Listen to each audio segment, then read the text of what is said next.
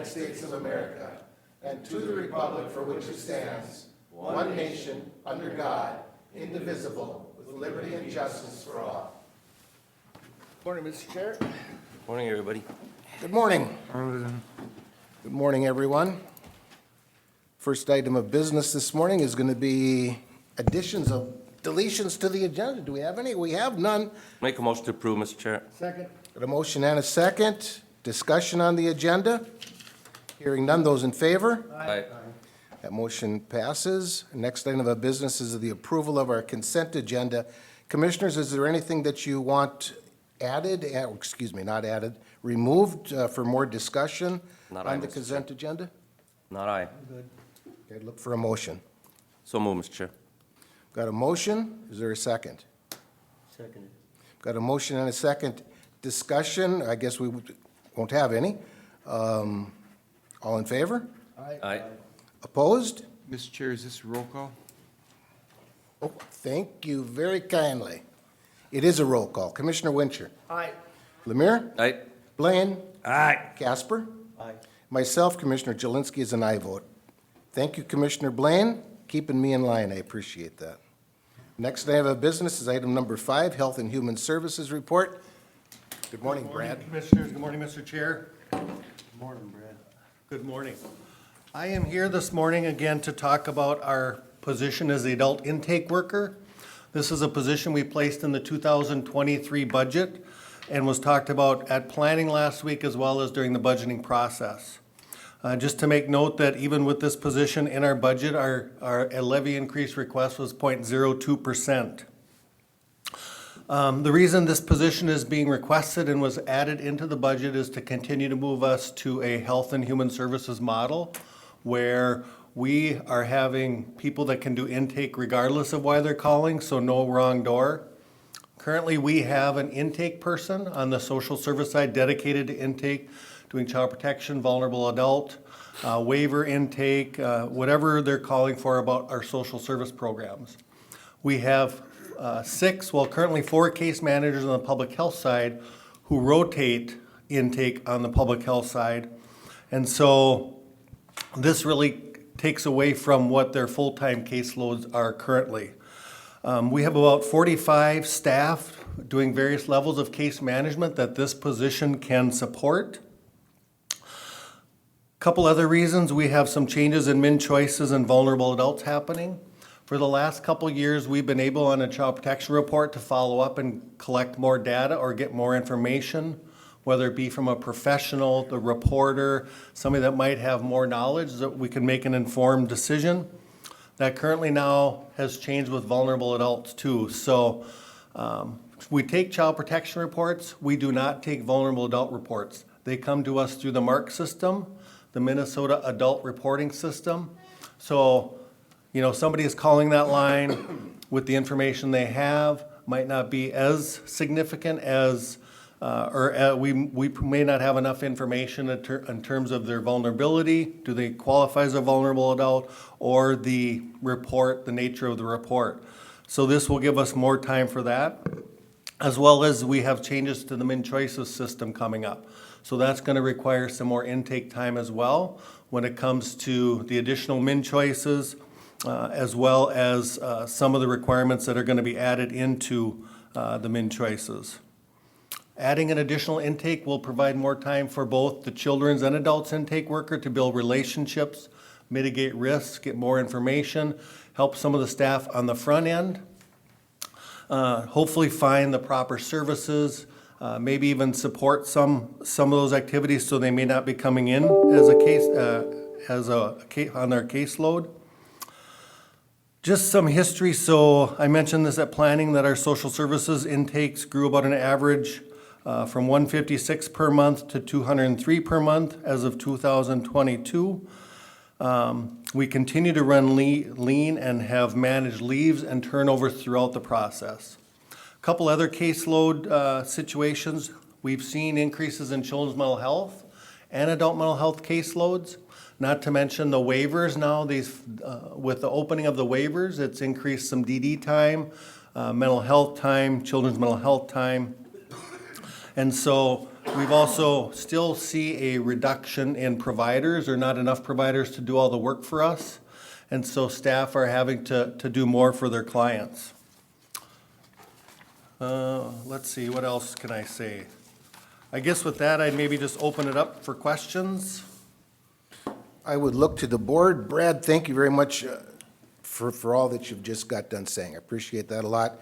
As you said, we did have a discussion on this at our last planning session, and I did ask you to come back to the board, Yep. not plus, not minus, but at the very least, I knew there would be more discussion. At least I believe there will be more discussion, so I will open this up to the board.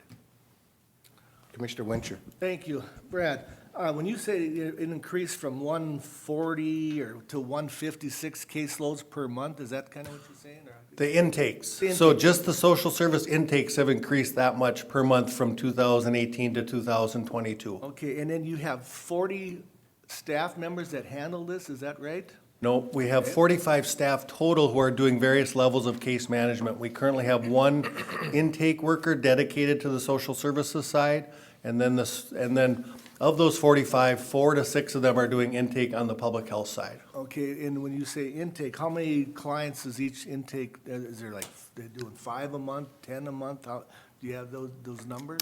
That is the 156 to, But not each staff member does 156? nope, that is just for the intake worker alone. Okay, all right, okay. And then, over the past years, when this was what, maybe 4 or 5 years ago, we combined the public health and social services. And again, I just look back at some of our notes over the years, we were talking about efficiencies, okay, that we would become more efficient. And now it seems like we're needing to add more staff. That's one thing. Another thing is probably, again, 3 months, 5 months ago, we put another staff member, we put them at a higher grade, again, just to make it easier, I think, to, for the staff to whatever. Also, is this coming because of what you're requesting, or is this the staff that's asking you to say, we need this? Or is it because the public is, saying we're not getting enough help? So I threw a lot out there, if you can handle that. First off, about the increase in grade for the WIC person, so this just provides us more flexibility for having that position be a nurse. So that's why we moved in that direction. It was not an additional position, it was just redoing one position that we had. And so, in terms of, are the staff asking for this? Nobody's come to me and said, hey, we need to do this. I know supervisors are hearing that they would appreciate having this position because of the workload and the requirements. And it's my, would all staff agree that this is the position that should be hired? Probably not. But my job is to look at the entire organization and what fits best to help mitigate and support all of the staff. We know caseloads continue to rise. The challenges of our clientele continue to increase. And so how can we support our staff in some other ways that can help do this? And so the last position we did add was in 2018, was our jail social worker. When we combined organizations, we discontinued one director position and reallocated that to a human services supervisor position at a lower grade than the director. And, so we are trying to run as efficiently as we can, but I think it's also important that we continue to integrate our services and have the philosophy of no wrong door. And also, as you know, we have had some staff turnover that becomes stressful for the rest of the staff. We've had leaves, and staff have had to manage their current caseloads plus an increase in caseloads. So this will not require staff to be as trained so much in the intake world, because we will have 2 people dedicated to that, and they can cover each other. Mr. Chair, I'll yield back to you. I may have more questions for the other board members if they have. Thank you. Further comment by the board? I just would like to, Please, go ahead, Commissioner Lemire. and we've talked about this in depth last week too, but I just want to remind everybody that we're already, the client to caseload ratio is out of hand already to what the state would like us to have. And this is talking about doing a better job with child and adult protection. It's doing a better job with helping out vulnerable adults, elderly. Brad's always done a great job looking for extra dollars. 11.5% of this position is paid with state and federal funds. And yes, I know that's still tax dollars, but nonetheless, it's not our county tax dollars. I will be supporting this, Mr. Chair. That's all I have to say. Thank you. Mr. Chair, Yes? I just circle back to Commissioner Wincher and Brad, pull me in if I'm off on it, as usual. So as far as staff coming and requesting, since being in position for me, I've heard from several staff across Health and Human Services Directorate of caseload and stress and the workload that's put on them. When Brad and I discussed this and looked at a position that could help out the overall organization, this is where this position came in, as it can benefit multiple employees. The 45 employees that work on these caseload, when it says 4 to 6 are performing these duties, that's in addition to their caseload work. So right now, without this intake coordinator, we ask 4 to 6 employees, one day a week, I need you to perform this function. And so then what that does is it takes them away from their caseload work, and it requires them to answer the phone and do that initial triage of what type of care and help do they need across Health and Human Services. And with this position, that would free up those 4 to 6 caseworkers to focus on their caseload, and then that person would do that initial triage and get them to the right spot, already teed up and ready to receive services. Is that close, Brad? I didn't have to pull you back at all, Matt. So Thank you, Matt. Thank you very much for that. Just one more thing, Yes, too, if I may. please. And Brad, there's been some changes, the state makes some changes here. It says that the state shared that long-term services and support programs have undergone a significant number of changes, and counties are struggling to keep up. Can you give a little synopsis of that? Couple of examples. So a few years back, they opened the waivers. So previously, some of the commissioners might remember that for the DD waiver, you would not get on the DD waiver until somebody went off, normally because they passed away. So they really limited who could get on the DD waiver. That is now open, so we're continuing to see an increase in the DD waiver population. There's also been an increase in the CADI-CAC TBI waiver. We've increased about, if I can find the number here quick. It's about 110 cases in the last 5 years, CADI TBI. So as they've opened those, it has more requirements. It's a federal waiver, but it also brings in revenue. The other change that's coming is MnChoices 2.0. We have, it was supposed to come last year, it's supposed to come this year, but it really is gonna open the waiver, or open MnChoice requirements to those on health plans as we continue to move forward. And so that will increase the number of MnChoice assessments that we're gonna have to do. So there are a lot of things coming down the pike. And so this will help us prepare, plan, and support the staff as we continue moving in that direction. Thank you for that. I'm done, Mr. Chair. Commissioner Blaine. Thank you, Mr. Chair. I appreciate the dialogue this morning, Mr. Chair, and the comments, and the opportunity for the board to practice our fiduciary duty and look at and have discussions about things of fiscal responsibility and gaining efficiencies.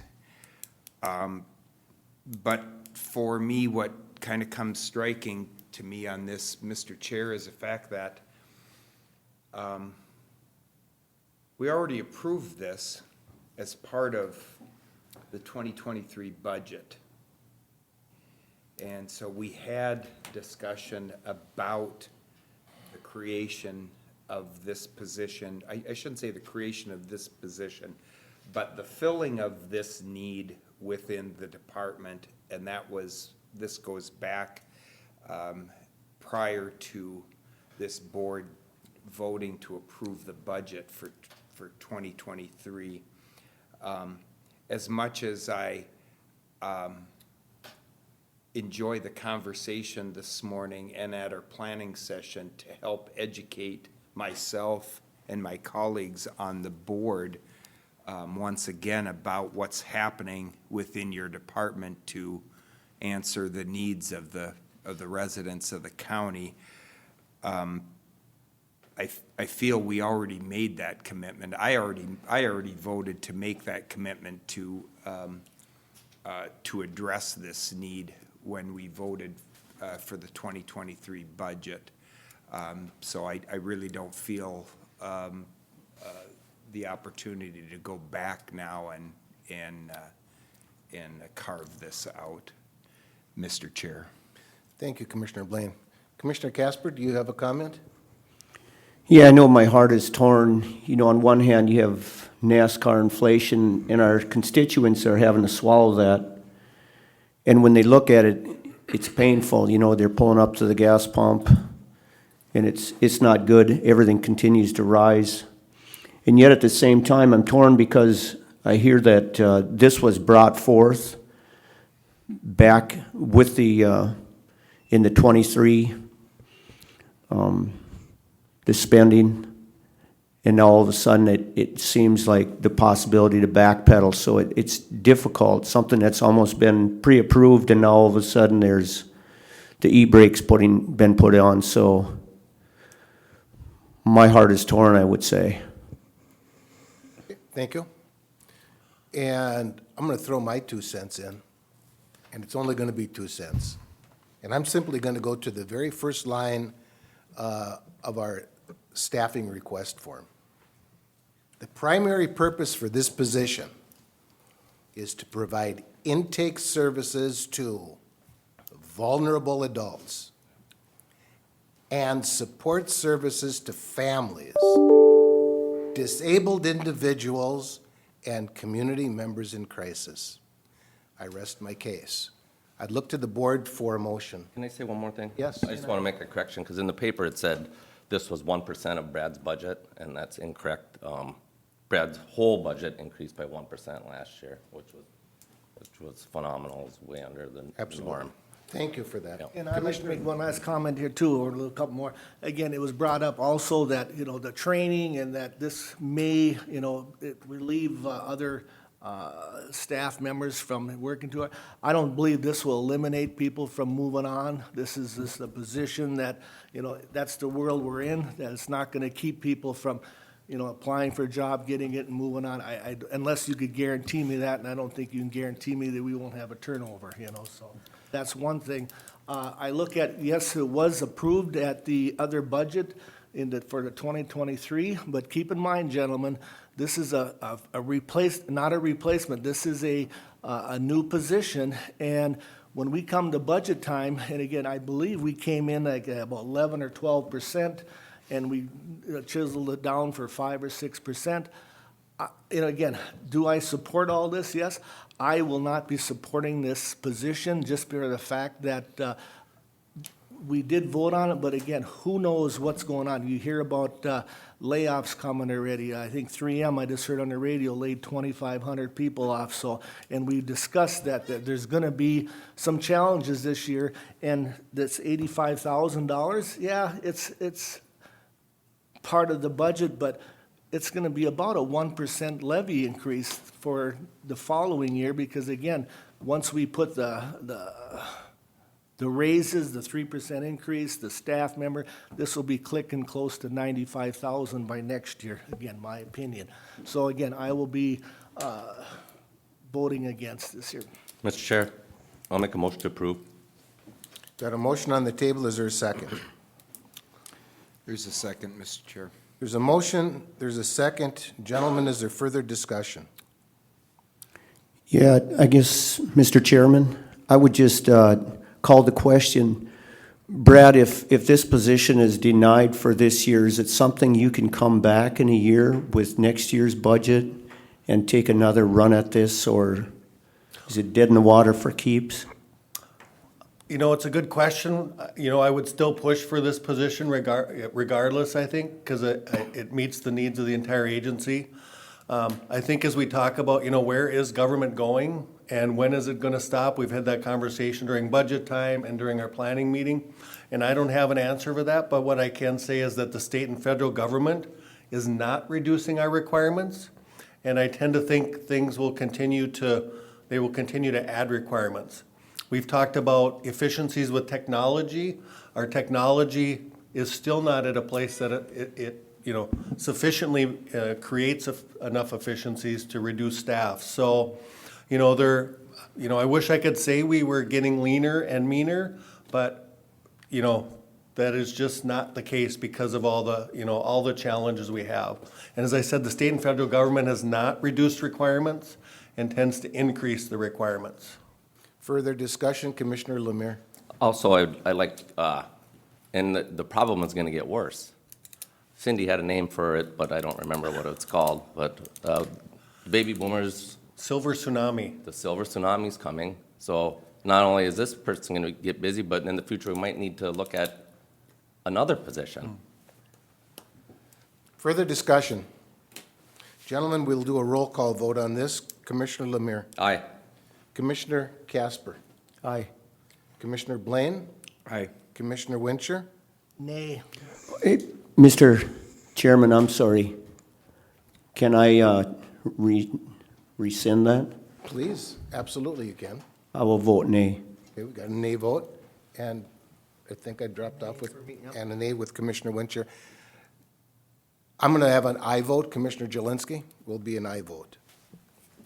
And unless I counted wrong, that's 3-2. Yep, motion carried. That motion passes. Gentlemen, thank you for your discussion. Thank Brad, you. thank you very Have a much. good day. Thank you, Cindy. Next item of business is our Public Works report. Good morning, Tony. Good morning, Mr. Chair. Good morning, Commissioners. Morning, Tony. Good morning, Tony.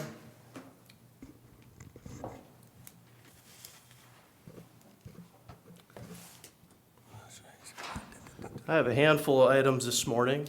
Our first one's kind of fun. It's our 2023 Transportation Improvement Program. I'd like to review that with you and then request a motion.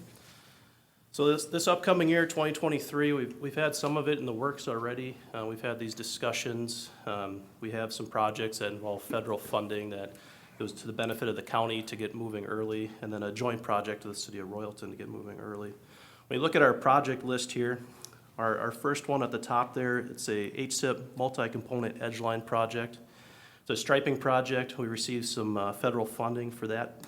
It's about 43 miles. Our second project there is an HSIP chevron replacement. This is the curve signs. And this fall, there was a solicitation for some additional HSIP funds. We applied and received those, so that project will be going on. As we get into more of the meat and potatoes, our big project here is our CASA 1. That's from Randall up to CASA 5. That's another project with federal funding.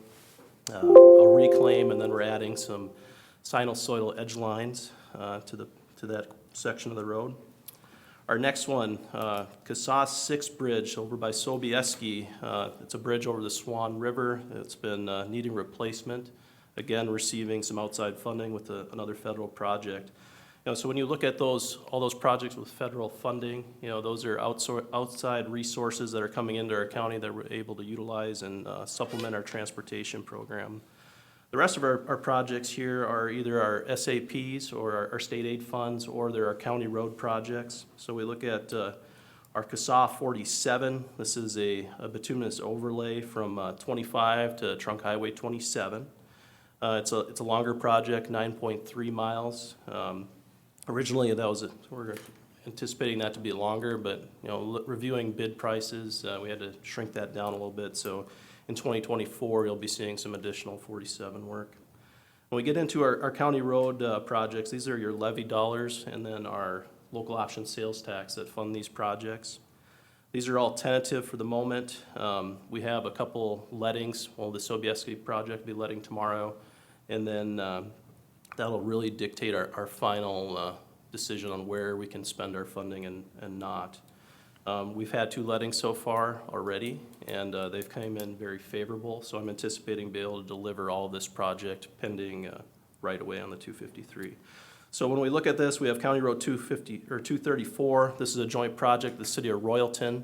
It's a project that's been put off for numerous years, and we're able to deliver it this year. The city of Royalton will be doing new utility improvements, water, sewer. We're going to be coming through and reconstructing our road, curb, and then we're doing some ADA improvements and some sidewalk or pedestrian work that'll allow safer passage to the high school there. Our 237, this is anticipated as some pipe work, prepping for a future in 2024, anticipating doing some work on 237. This is one of the projects that's on the bubble. Some of the additional lettings will dictate whether or not we'll be able to deliver this with our current funding. 253, this is a full reconstruction project from 27 up to where 253 turns to the west. This is a reconstruction project that's been on the books for a couple of years. Last year, we had to cut it just for funding purposes. This year, we're hoping to deliver it, and we're finalizing some of the right-of-way, and that's what's going to dictate whether or not this project will be deliverable. The rest of the portion of 253 will be included in our paving program. This is a reclaim project. And then we have our 254, a mill and overlay project, and our 255, another reclaim project. If you go to the next page here, we kind of have a map, kind of see we're spread out throughout the county. If I may, Mr. Chair, Please. I know the answer to this question, but maybe for the public out there, what do you mean by reclaim? So a reclaim is a large machine that comes in, it grinds up your bituminous pavement and mixes it with your base underneath. So essentially, we're reutilizing the material that's existing on the road instead of a mill, which would mill some off and then take it somewhere else. Reclaims are unique in that it removes all the pavement and provides a thicker section of that base, so we're adding structural strength to the road. It's a phenomenal practice. We can't use it all the time, just we have geometrics that we have to adhere to. So in these reclaims, it costs a little bit more, but we end up with a little bit nicer product. And in this case, the roads that have been selected on, we have the geometrics or the insloped and shoulder width to be able to create a safe highway. Thank you. Very good, very good. And then, Tony, as long as we're having a little interruption, I have a question also. Yes, sir. If we take a look at 47, and I think you said from where to where? From 25 to? 27. To 27. And then I would anticipate, if all goes well and everything gets approved and so on and so forth, that perhaps next year, we would then go from 25 to, back to our 76, if you will? Yes, Maybe. so initially, the plan was to deliver all the way from 371 all the way to 27. Okay. That's a heck of a stretch of road, and it's Yep. very costly to do. We had a couple different things that dictated our outcome of why we chose this segment.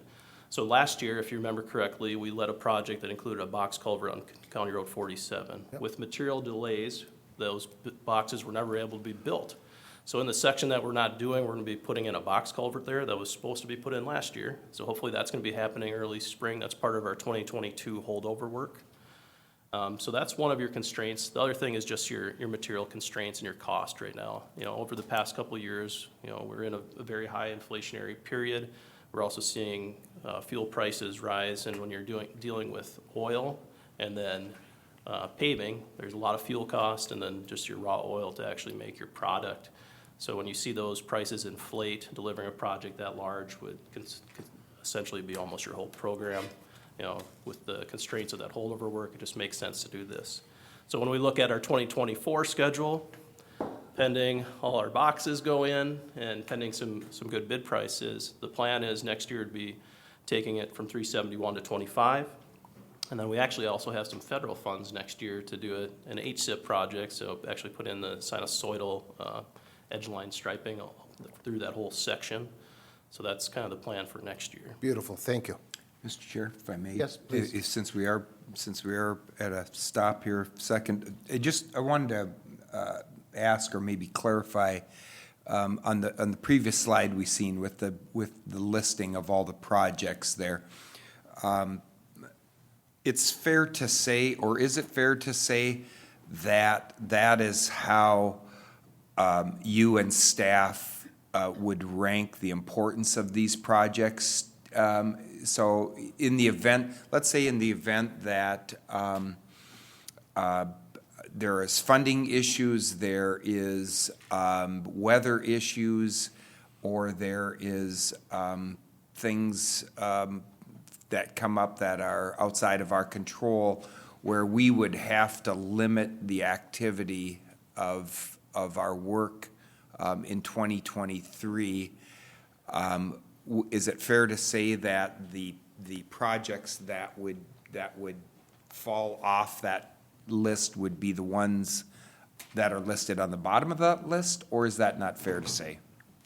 Yes and no. So just the way that's set up, so at the top, so you're the one listed as multiple, the 1 and 6. So if you look in the project numbers there, it says SP. Yeah. So SP stands for state project, and that's a listing that's designated when we receive federal funds. When we receive federal funds, obviously, we're bringing in outside funds to perform that project, and then there's a county match. If you look at it as not necessarily importance, but from a fiscally sound manner, it would be foolish for us to not perform one of those federal projects when we've been selected for this, Yeah. for these monies, because then we'd be, essentially giving those funds back. So that's where you're seeing that there. And then as you go through the rest of our program, our SAP, state aid project, those are funds that you receive from your gas tax or your highway transportation fund, essentially. And that's an allocation every county in the state receives, so we're still waiting on our final numbers for that. Those are usually delivered end of January, beginning of February. We have a very good idea of what our anticipated numbers are. So then we have those construction funds to deliver those kind of projects. So we're gonna be performing some CASA work or, county state aid highways, so working on those SAPs. So that's kind of a given. The way we program some of our stuff, you'll look up there, your 1, your 6, those are CASA roads. So some of that match that we are required to provide to receive that federal funding, we're able to use some of our SAP money to supplement that.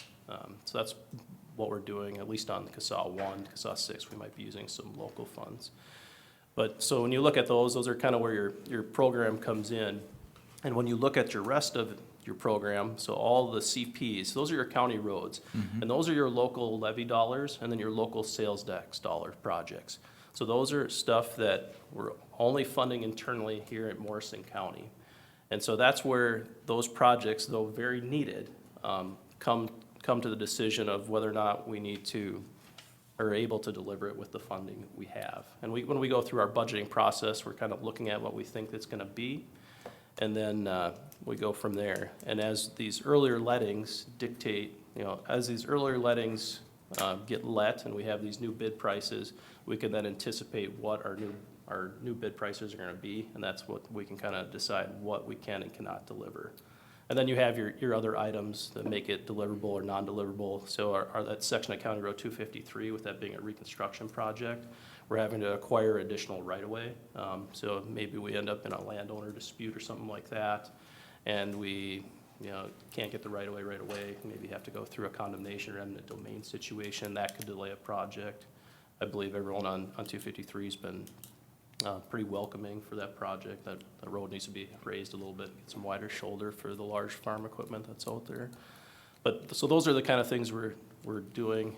The top essentially is just our constraints that we must deliver, otherwise we have to return funds, which wouldn't be fiscally responsible. And then the rest is kind of outcomes on what our bid lettings look like. Okay, very good, thank you. Thank you, Mr. Chair. Anything further? Commissioner Casper? Yes, Mr. Chair. I wanted to ask Tony, did you say the bids are let already? We've had a couple bid lettings already. Okay.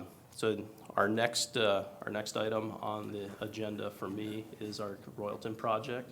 So we let that one early for a couple of reasons. One is all the delays in materials. That project has a ton of pipe, so we were a little concerned about that. So it was very beneficial to get that project let early. And then our other ones, that CASA 1, that's a federally funded project, that actually let last week. We're not awarding that or requesting to award that project today, but by having that letting, it gives us a really good idea of what our hot mix prices will be for the year. Okay, thank you. Sir. Good? So yeah, we look at our maps here, you can kind of see we have a spread shot across the county, working in almost every neck of the woods this year. You go to the next one, this is our Chevron project. So a lot of curve signs going up throughout the county. There was a project similar to this in the late 2000s, early 2010s, where we put up a lot of new chevrons throughout the county. Signs have a life of about 13 to 15 years where they start losing their reflectivity. It was a fantastic opportunity to receive some outside funding and replace some of those signs from a different fund source outside of local dollars. And our last one here, this is a ground and striping project. So essentially some new edge lines are getting performed. And it's throughout the county. There you go. This is a little bit higher performance paint that we typically don't use just because of the cost. But again, by receiving some funds outside of the county, it makes it possible and helps our maintenance of our striping throughout the county. That's all I have, Mr. Chair. Very good. Any other questions? Mr. Chair, I have one other one. With these Chevron signs, if I may, do you contact the cities also and the townships? Can you get a better deal? I don't know, so. Not with a federal project like that, because when you do a federal project, you've done Cut your 'em own. out, huh? Well, you're doing your own your own roads, and then you're going through a different process. So it's different than, say, a county road project. We have to follow what's called DCP, or Delegated Contract Process. So you're restricting your agency, and then you're following a very tight contract process with different DB requirements and race, gender requirements, stuff like that. So it's typically cleanest if we just handle that internally. All right, thank you. Mr. Chair, Yes? I'd make a motion that we would approve of the 2023 transportation plan as presented to us this morning. Second. Got a motion and a second. Gentlemen, we've had a lot of discussion. Is there any more discussion? Hearing none. Those in favor? Aye. Those opposed? That motion passes. Tony, carry on. Our second item, as we kind of discussed there, we have had a couple lettings. Our first letting of the year was on January 12th. This was our North Hawthorne project in the city of Royalton. Joint project with Morrison County, city of Royalton, about 3/4 of a mile just north of the high school. A nice little project. We had some actual fantastic bids. A lot of contractors were interested. Part of that was due to the nature of our early letting. There hasn't been a lot of bid lettings yet, so that was good for us. So when you look at it, we had 5 different bidders on this project. We had an engineer's estimate of just over 1.7 million, so $1,753,748 was our engineer's estimate. And we had 5 total bidders, and C&L Excavating actually came in just under our estimate, so that was really nice to see. So they came in at $1,740,331, so just shy of 1% underneath our engineer's estimate. You know, with with it being an early bid letting, it was really nice to see that our estimate was really close. You know, sometimes we don't always experience that, and like I said, I kind of attribute that to being early in there and having a lot of these contractors looking for work next year, so that turned out really well for us. If you go through the estimates, you had a range all the way, beneath that, all the way out to 1.9 million. So reviewing this estimate, it is a good bid, and I'd recommend approving this contract to C&L Excavating. I'll make a motion as it would be C&L Excavation for the project on Hawthorne in the city of Royalton. Thank you. Got a motion, we got a motion and a second. Gentlemen, further discussion? Hearing none, this will be a roll call vote. Commissioner Casper? Yay. Blaine? Aye. Lemire? Aye. Wincher? Aye. And myself, Commissioner Jelinski, is an aye vote. That motion passes. What else you got, Tony? All right, so now we have some of our annual stuff. So Drew, our environmental recreational manager, has been going through our cleanup day grants. So if we go to our next page here, you can see what we're proposing for cleanup day grants. One more page, I'm sorry, Matt. So one unique thing for 2023 is the 2020 census data has finally been updated. Previously, we've been working off the 2010 census data. So if you go through and you look at the cleanup day grants, you'll kind of see that they're all pretty close to what the townships received last year, some a little bit above, and then you'll see some a little bit below. And this is because the grant amounts are based on population, so we have a base number, and then population will move it up or down a little bit, or basically just up. You can't really go backwards. But with that updated population data, some townships in the county are receiving a little bit more, and some are receiving just a little bit less. Excellent. Make a motion to approve, Mr. Chair. Second. Got a motion and a second. Further discussion? Gentlemen, this is also a roll call vote. Commissioner Wincher? Aye. Blaine? Aye. Lemire? Aye. Casper? Aye. And myself, Commissioner Jelinski, is an aye vote. That motion passes. Go ahead. And our final item is the recycling grants. Again, very similar, actually on the same page as what you saw. Again, this was updated to the 2020 census, so we're going off the most current populations as compared to the 2010s. Again, you see some areas get a little bit of a deduction, but majority stayed about the same or increased just a little bit. Motion to approve, Mr. Chair. Got a motion. Is there a second? I'd second it. Got a motion and a second. Further discussion?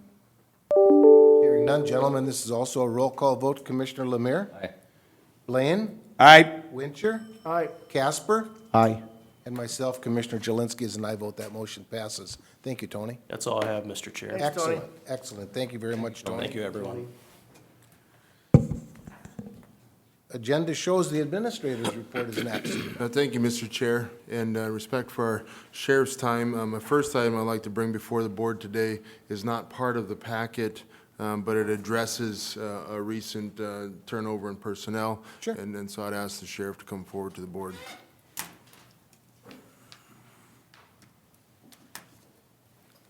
Morning, Sheriff. Mr. Chairman. Morning, Sean. Morning, Sheriff. So I just want to give everyone a kind of a heads up and a courtesy visit. We're going to lose a deputy. He's resigning. So he took a job with the Little Falls Police Department. He was offered a position, he accepted, but it's not finalized until February 6th. But in the current environment we're in, as far as trying to hire and, you know, how long it actually takes, I just want to make sure we get ahead of this and just kind of explain that we're going to be doing a posting. It's in our current budget, and we're kind of hurting right now just because we have one deputy who's out on a medical. Another deputy had surgery, so we're waiting for him to rebound. And then this will be number 3. So that's where we're at. I did ask the deputy why he resigned, and he basically told me he's going to be taking a pay increase with the city of Little Falls. I think everyone knows they did a wage adjustment. They reevaluated every position within the city, and then they compared their positions to other communities and for pay equity purposes, and then adjustments were made. So I can't blame them. So there was 7 applicants, and they interviewed 3, and all 3 of them were Morrison County deputies. I believe the city may be hiring an additional member as well, so hopefully we don't lose 2, but I just want to be transparent because I'm guessing if people haven't reached out to you yet, they may. But I want you to hear it from me first, so. And again, I'm probably going to be doing an external posting on this. We do have some internal candidates, and my hope is that they shine through, but at the end of the day, we kind of set a precedent, and we want the best candidate, and like I said, that could be in-house as well, but we want to open it up. So it's going to take a couple weeks just to do that posting as well. So that's why I didn't want to wait, you know, until February 6th. I wanted to come in front of the board and just explain that. So are there any questions for me? I'm good with this, Mr. Chair. Further questions from the board? None for me. And I have none, Sheriff. I think that that's forward-thinking on your part, extremely forward-thinking. And of course, that anytime that we lose any member of our staff, whether it's Sheriff's Office, Public Works, Public Health, doesn't make any difference where, it's a loss. There's not a question about that. But at the same time, I look at it just a little bit differently. Holy moly. You had, I think you said they had interviewed 3 people or 6 people for this position at Little Falls? 3. They picked a Morrison County deputy? Obviously, they picked maybe the best, huh? Maybe it's because of our training, the way we bring our people up here. I don't know that. So I think it's a compliment all the way around to your office, to Morrison County, and I would anticipate it will be a compliment to the city of Little Falls once that, in particular, deputy starts over there. Sad for Morrison County? Absolutely, because we have to start over again. I get that. We have to train the best again, and we will. Absolutely. Anything further from the board? Sheriff, thank you very much. Thank you for your time. Good luck, Sheriff, on that. Thank you.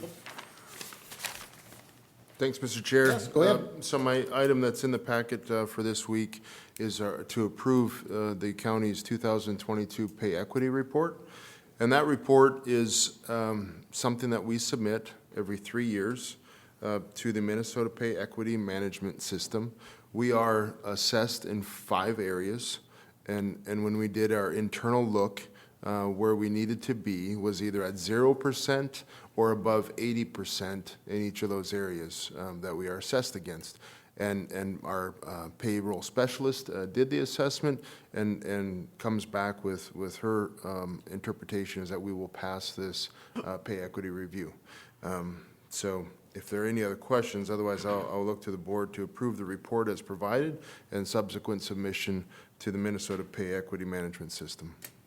I'm going to look for a motion if for no other Motion reason. to approve, for- Mr. Chair. For discussion, we've got a motion on the table. Look for a second. Second. Got a motion and a second. Gentlemen, further comment? Just so I'm clear, this is a mandate from the state? That's correct. And what does it tell us? Or what is it, do we send it back to them, and then do they tell us what we need to do, or is it just an extra thing to do? Right, Mr. Chair, I think it's checking the checker, and so this is a pay equity. So, for example, we have 9 employees that are grade 15. Out of the 9, 1 is a male. And that male just so happens to be working out of class based on that department turnover of a department head. So that would be an example of what would throw this off. So we have 1 out of 9, and that 1 happens to be a male, and that male happens to be being paid more than the other 8, but there's a reason, and we have a way to explain that reason. This report is required by the state is to ensure that there are reasons behind it or that it doesn't exist.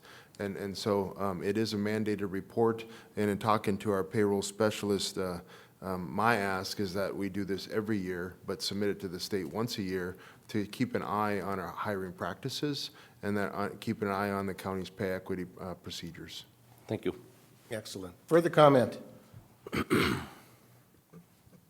Hearing none, we've got a motion, a second. Those in favor? Aye. Those opposed? That motion passes. Thank you. Thank you, Mr. Chair. That concludes my report this week. Excellent. We're moving right along. Our next item of business is going to be our committee report schedules. It's going to take us from January 30th to February 11th. Gentlemen, I'm going to start things off. What was those dates again? 30th? 30th till February 11th. January 31st, 8:30 in the morning, we've got a planning meeting scheduled here at the boardroom.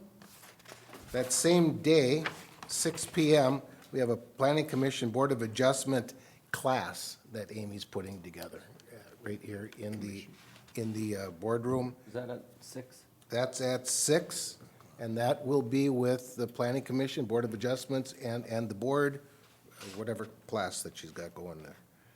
On the 2nd at 10 o'clock in the morning, I've got a State Emergency Communications Board Legislative Committee meeting. On the 3rd at 8:30 in the morning, we have a Public Works Planning meeting. On the 6th at 10 o'clock in the morning, I have a Central Minnesota EMS Joint Powers Board meeting. And that, I believe, is Zoom.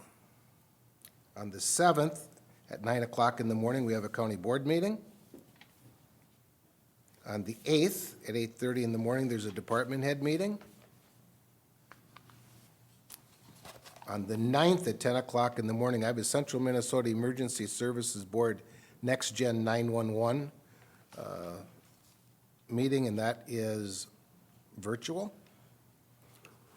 On the 10th, at 10 o'clock in the morning, there's a Central Minnesota Emergency Services Board RAC meeting, and that, I believe, is also virtual. That is all I have. Commissioner Wincher. All right, above and beyond that, on the 30th, Monday, there's an extension here at the courthouse at 5:30. On the 7th, on Tuesday, I'll be at the Royalton City Council meeting at 7 PM, Tuesday the 7th. And that will do me good. Thank you. Commissioner Lemire. On the 8th, I'll be at the Norwegian Exchange at the hangar at Camp Ripley at 5:30 PM. On the 9th, Chamber of Commerce meeting at the Chamber at 11 o'clock. And then, Matt, do we need to state the love event thing? I don't think so, Commissioner. Sounds good. Thank you. That's all I got, Mr. Chair. Thank you. Commissioner Blaine. Nothing to add. Okay. Commissioner Casper. Mr. Chairman, could you give me those two dates, the fences? Sure. From January 30th through February 11th. Very good. So on January 31st, as above mentioned, that we have the board planning session. Yep. And then I have that for 5 PM that evening for that BOA meeting, but that's actually 6, I understand. Is that correct? 6 o'clock. Okay, I'll need to That's to my change that. knowledge, yes. Okay. Then I have a, February 2nd, I have a meeting at 9 with Central Minnesota, with corrections. Okay. And then, what date did I leave you off on? The 2nd. The 2nd, okay. I have also a meeting with Central Minnesota Aging Board on the 2nd.